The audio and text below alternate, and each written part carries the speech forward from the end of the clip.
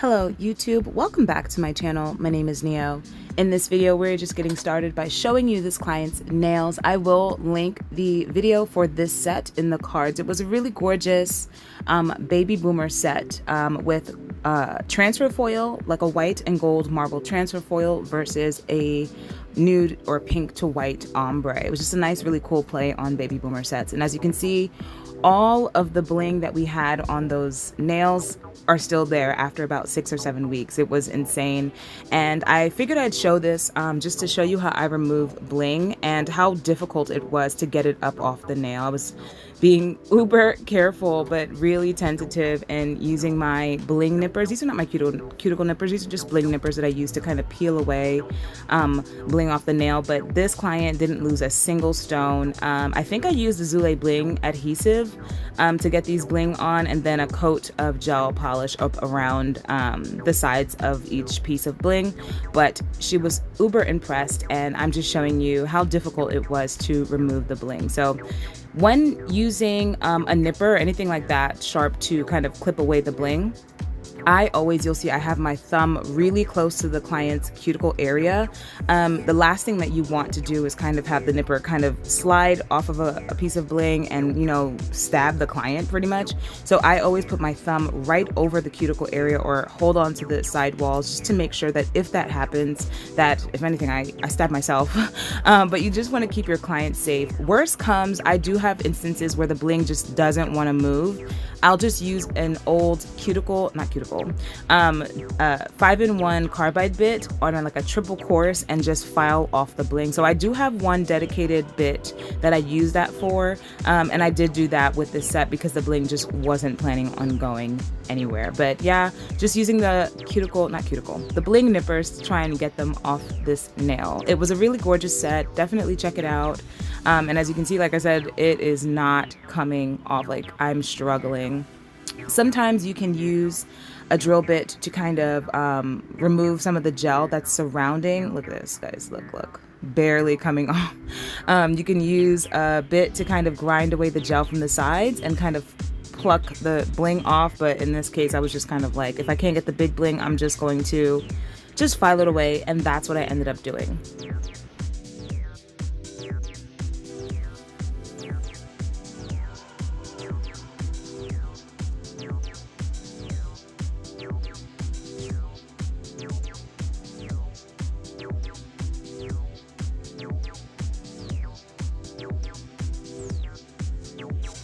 So for this set, we decided to start completely fresh. We removed everything, did a quick soak off, and now I'm prepping her for a new set. We do have a little bit of acrylic left on the nail, but that's totally fine.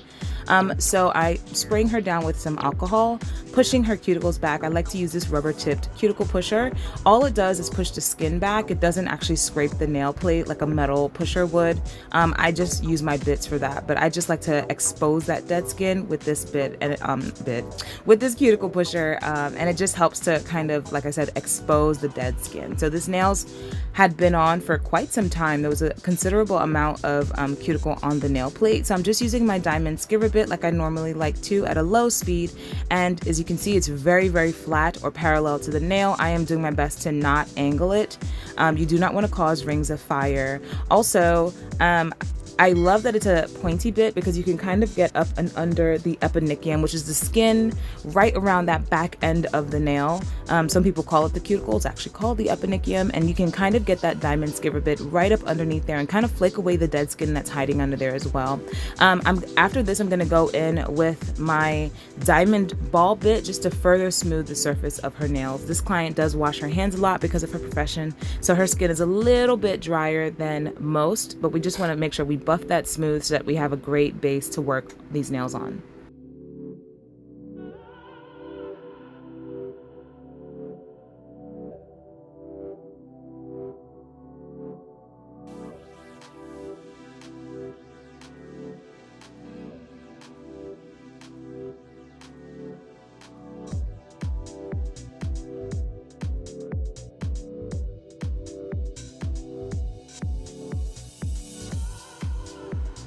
Once done with that, I'm going in with my fine sanding band and my mandrel bit, and I'm just using my e-file to smooth out the surface of the nail, especially the back area where the new growth is exposed. I'm just buffing that nail, trying to get it smooth as possible and ready for our enhancements.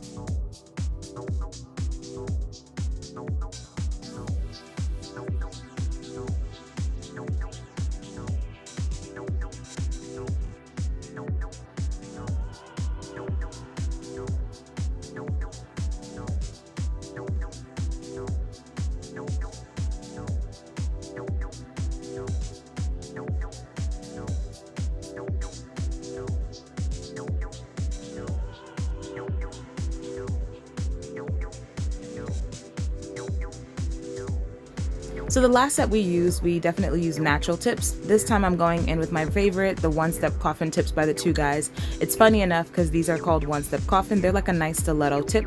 A decent length, I would say like an extra long length. I definitely wish I could find a set of these that come extra long, that are not those really hard plastic extendo tips. But these are a great option, and it was funny because this client really likes a tapered coffin shape. So even after having cut these down to the length, she asked me to further make them more of a coffin shape. So I'm just making sure to size her up. Some of her fingers do a little bit of a wobble, but you know, I just always say to focus on the knuckles, not necessarily the fingertip. Like her middle finger does go down to like the bottom right of the screen. I just look at the fingertip and draw a line with my eyes down the center of that finger, and then you can kind of get a straight application of tips. Nothing worse than applying a tip with the client's fingertip and it's straight on with the fingertip, but then when you're done, you're kind of seeing that the nail's going to the right a little bit, and it's just kind of disheartening because you've already done all the work, you've done all this beautiful art and everything, filed to perfection, and then the nail is, you know, looking at you sideways. So it's always best, especially in these earlier stages of, you know, servicing your client, to just make sure that the nail tips are straight, or nail forms, whatever you're planning on using. So I'm just using my little scissors here to kind of clip the length down, and then like I said, she wants a more of a tapered coffin, so I'm just using the scissors to kind of give me a preemptive snip on the side to kind of push that that coffin shape into the shape. After this, I'm going to go in with my hand file. This is a 100 grit hand file, and I am just going to further taper these tips so that we get a nice gorgeous coffin, especially for this length.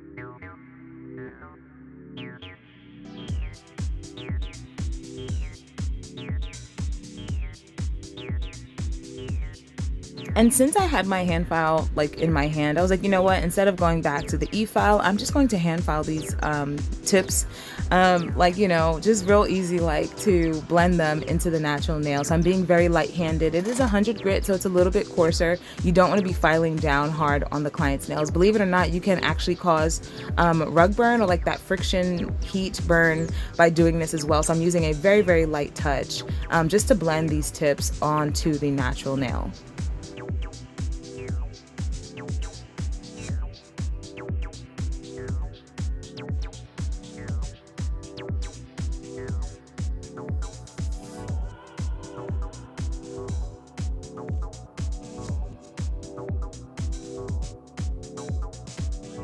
And it is time for prep. As you know, I like to use the Mia Secret system. So the dehydrator, the primer, it's an extra bond, and then a thin coat of the Young Nails protein bond. I use this all the time. Use whatever works for you.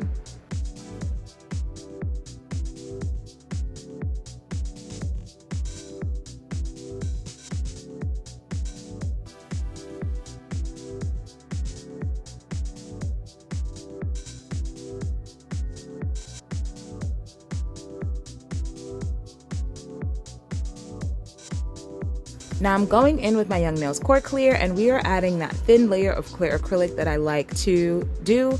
I'm doing it now mostly down the full length of the nail. I really do like this. One, because clear acrylic gives you the best type of adhesion possible, and two, because when it comes to redesigning, when you're filing down that acrylic color from before, it definitely helps to have a visual aid to see, okay, this is when I'm going to stop filing. I can see that clear acrylic layer and the client's nail right under that. I can stop filing here. So it just helps me to protect the natural nail so that I'm not filing through it and potentially hurting the client's nails or them in general. I'm just making sure to, like you see me here, cleaning the sidewalls. This acrylic layer is just a foundational base for the design. I want to make sure that it doesn't get in the way. I'm not warping the shape in any way. So I'm basically just using a watery layer. It's just for protection, and then it just helps me to have a visual aid. Clear acrylic is great. It has nothing in it, no pigment, no mica, nothing. It has the best possible type of adhesion, and it just works great for me.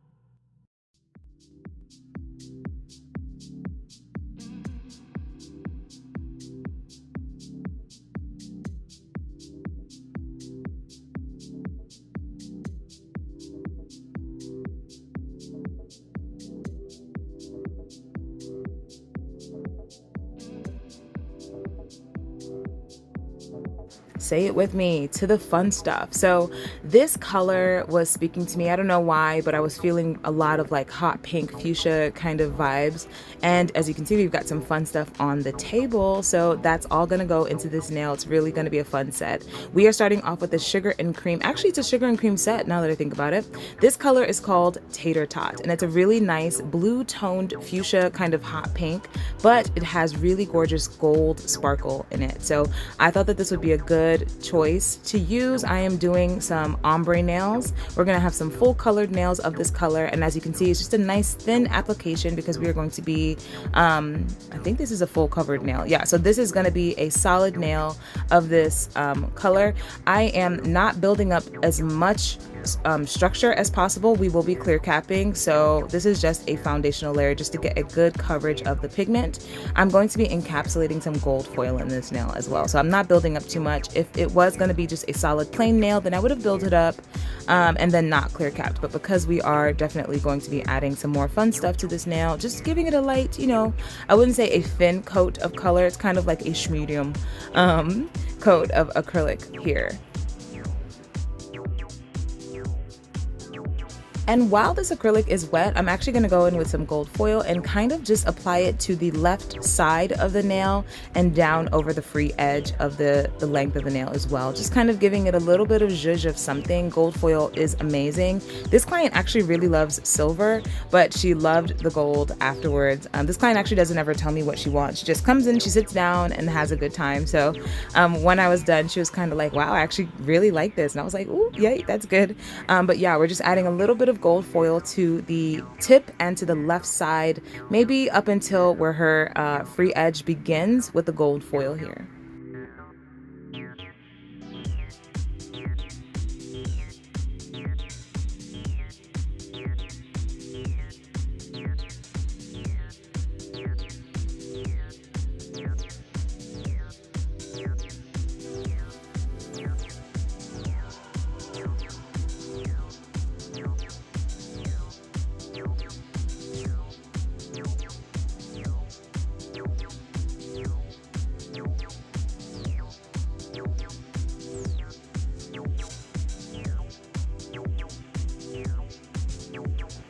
Next, on the ring finger, we are going to be doing a 2-color ombre. So we are using the same tater tot color on that free edge. It is a gorgeous, gorgeous purple, and we're doing, again, because these are going to be encapsulated, and we're going to be adding some fun stuff to these nails as well. So this is going to be even thinner than the pinky, blending it backwards so that we have a nice, transition from the nail plate color to this hot pink. And then I'm going to be using a color called Bearless from Sugar and Cream. So it's a little bit different from the Bear color that I've been using on my channel. This Bearless is a little bit more opaque, but it's basically the same color as her natural nail plate. So if you see her nail plate, Bearless is basically that color in a container. I'm going to be ombreing that over this fuchsia color.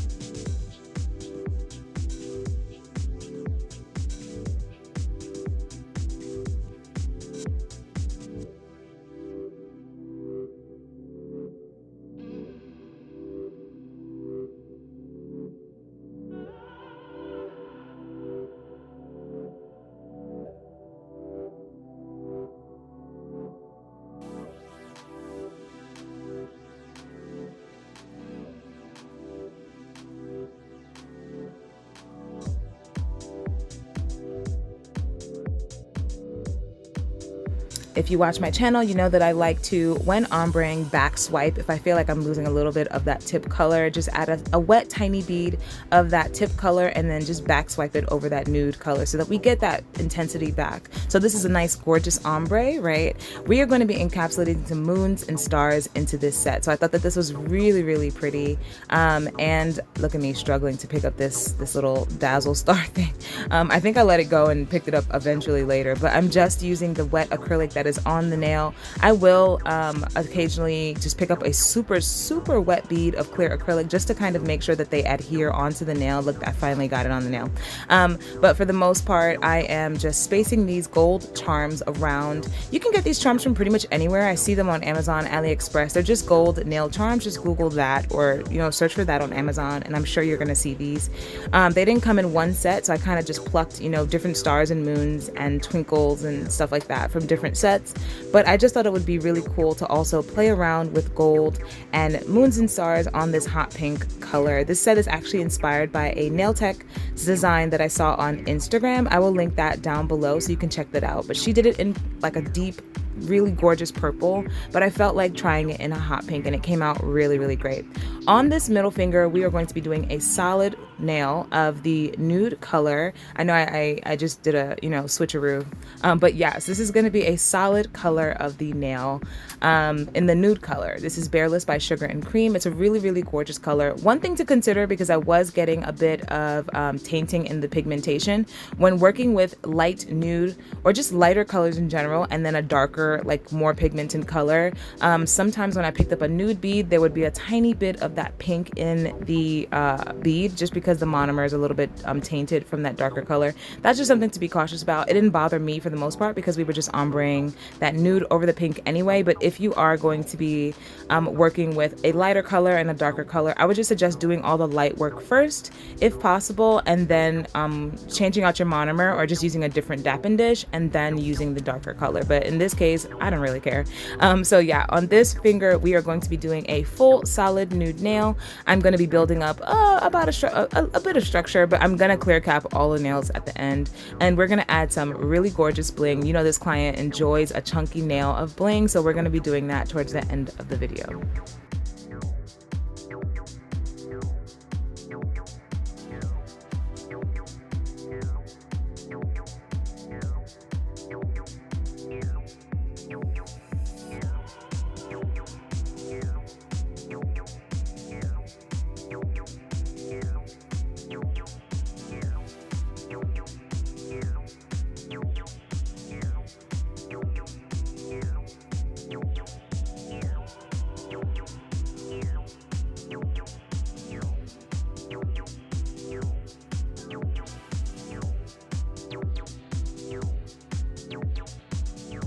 On this pointer finger, we're going to redo what we did on the ring finger. So a 2-color ombre using tater tot on the tip, the fuchsia color, blending backwards just so that the light nude color doesn't have a line of demarcation when you ombre over. I'm making this a little bit thinner than normal just because we are encapsulating those chunkier gold, star and moon pieces. Some of them are really tiny, but some of them did come through when filing. So just making sure that this base is nice and thin. We got good coverage. Then I'm gonna place my cuticle color and just ombre it. As you can see, there's a hint of that pink in that nude color, but I didn't mind because it's okay. But if you're using like a white, or you intentionally want the colors to kind of be separated, then definitely consider using different monomers or working with your darks first on all of your nails and then going back in with a clean brush and or monomer and going in with your light colors. But it didn't, as you can see here, affect very much. I'm just going in with a tiny bead on the side just to make sure that we have enough coverage there. And same like before, we're gonna choose some really cool, there's a clear bead of acrylic, but picking some really cool pieces of those gold stars and moons just to place on that nail. I'm being very cautious not to place larger pieces towards the outside of the nail because when filing, we will for sure file them off. So just being, careful with that and picking them up. As you can see, I'm struggling, but I did place a bead of clear acrylic and then just ombreing them down. There you go. Placing some more clear acrylic on just to lock them in place. And that's pretty much it. So on her thumb, we are going to do another one just like the pinky. We're going to do a full color nail of that hot pink and then add some gold foil.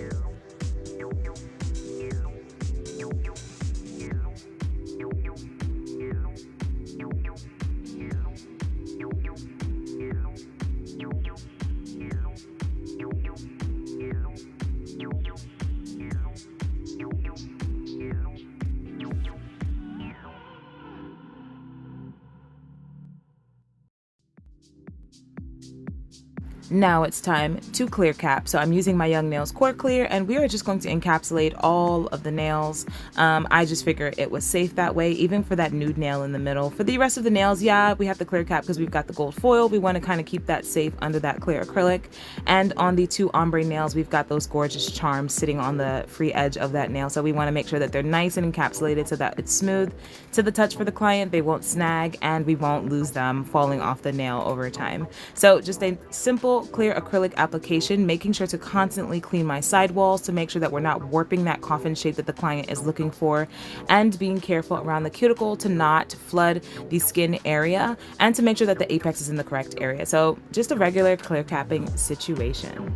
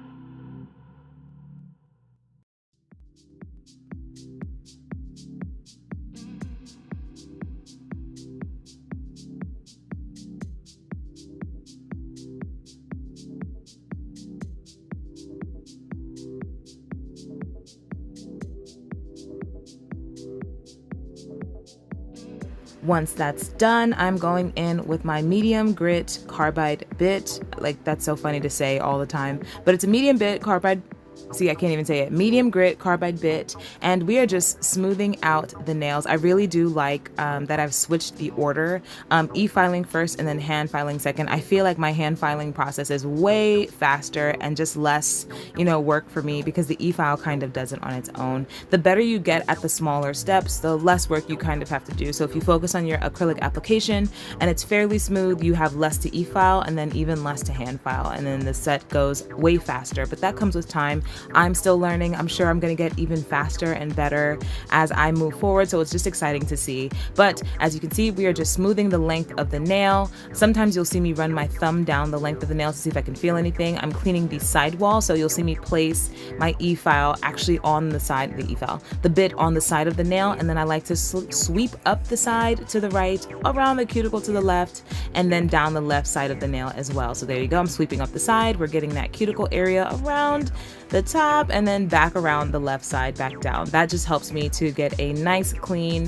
buffing of the nail for the most part. And you saw me swipe my thumb down if I feel anything, especially on this nail. I think the moon that's towards the tip of the nail kind of got filed off a tiny bit just because it was a little bit raised. It's a little bit thicker than the rest of the charms, but no biggie. I totally am fine with filing off a bit of the metal piece. We just want the nails to be completely smooth. So that's basically what's happening here.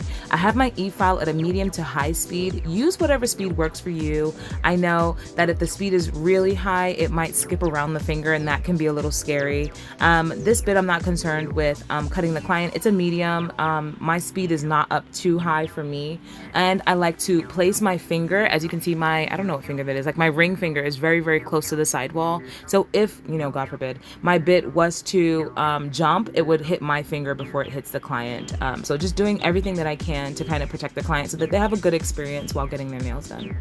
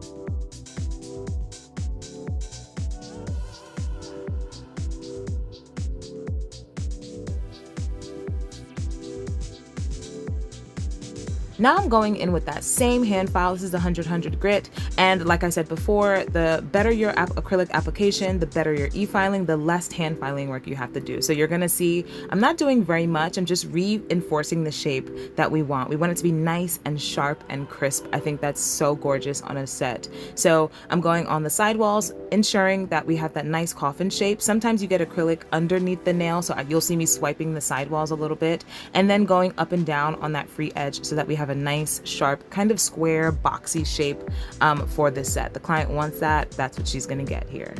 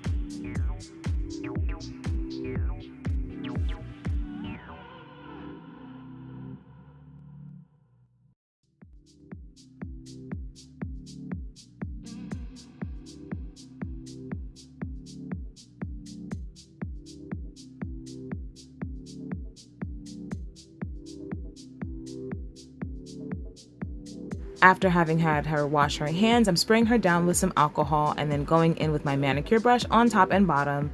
Going on the bottom just helps to get any acrylic off that might be on the skin, on the sidewalls and under there. But for the most part, I'm just removing any dust, debris, dehydrating the nail further so that any gel products that we add can get a full adhesion. We don't want any interference with like oils, or if they touch their face or scratch their hair, you know, we don't have to worry about that messing up the application. So I actually have a new bottle of the Zule Bling adhesive. The old one, I don't know what happened. I just couldn't open it.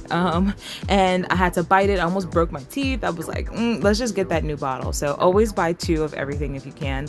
And to tie in with the gold and the pink, I'm using these hot pink Swarovski rhinestones, some crystal AB shaped rhinestones, and some gold charms just to tie in with the gold that we've been using before. These are also Swarovski rhinestone, this berry colored. I think it came in a set from Michael's actually. Definitely check out Michael's for Swarovski rhinestones. Sometimes they have like a buy one get one sale, and anytime I see that, I definitely stock up on it. And it's really cool because they have colored sets, so you might want some pink stones and it'll come with a variety of sizes and color stones. So that's where I get most of my Swarovski from. These are all, besides the crystal AB stones, are all Swarovski rhinestones, and I thought that it would be cool to incorporate the pink in this set and the gold as well to kind of tie in with the colors that we've been using already. So nothing crazy, you're just gonna watch me apply some bling to this nail because this client loves her bling. And yeah, that's pretty much it. I'm using my wax rhinestone picker and just being super careful not to get that glue resin on top of the bling. On the metal, I don't really mind because the metal kind of rusts. So the more it's encapsulated under gel and glue, the better. But for sure, for the rhinestones, we wanna have that impactful sparkle. So just trying my best not to get the glue on those areas.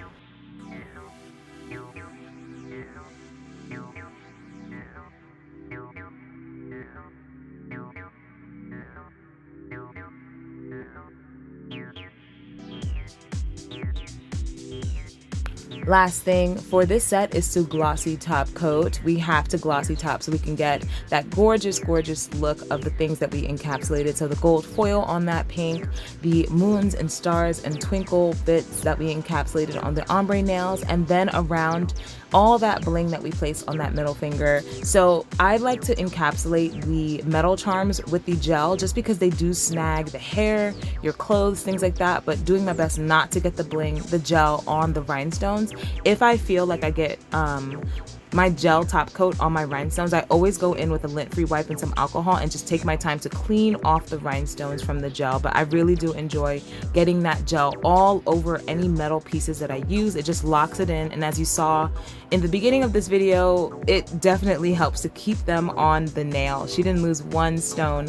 So that's basically what I'm doing here, just making sure to get that gel all around, especially these metal bars. They're sticking up off the nail because they're straight and the nail curves a bit. I don't want them snagging for this client. And they're, hopefully when she comes back, I can show you that they are all still there.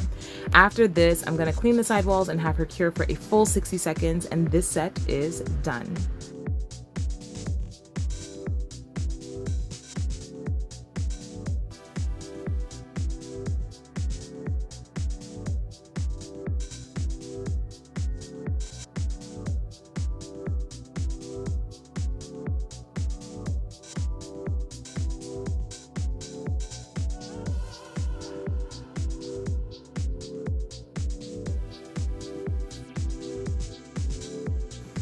So this is what the set ended up looking like. It's a really cool play on the moons and stars using this hot pink color. I actually have another video on my channel where I did something similar on my own nails, but we did it with a navy blue set. It came out really pretty. Check that out. Thanks for watching. Like if you like, subscribe for more, and I'll see you in the next one. Bye.